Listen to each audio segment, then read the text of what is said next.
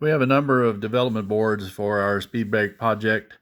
The easiest and probably the most popular for high school and college students is the Arduino Uno. Some of the designs have gone more sophisticated and actually developed their own using the same basic microcontroller, the STM available microcontrollers, very common. And the other option we have is a Raspberry Pi 4 or the Raspberry Pi 3. This particular model is the 4, which was the most modern that we had at the time.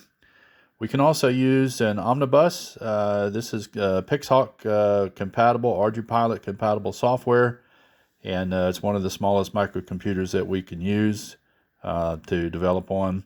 This is an Omnibus F4 Pro V2.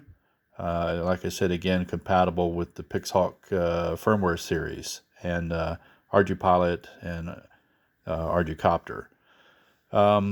The two receivers that we're going to use for testing, we have Spectrum AR620 and then the SPM 9426, I think, which is the remote satellite receiver, which is bound off of a AR 8010 receiver model.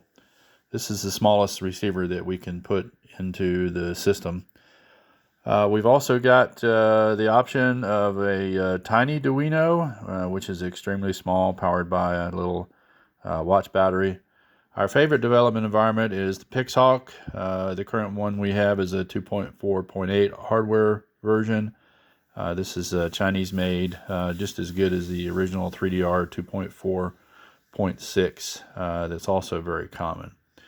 Another development environment that we actually enjoy and prefer because of its cheap cost is the ArduPilot and the ArduCopter series of APM microprocessors.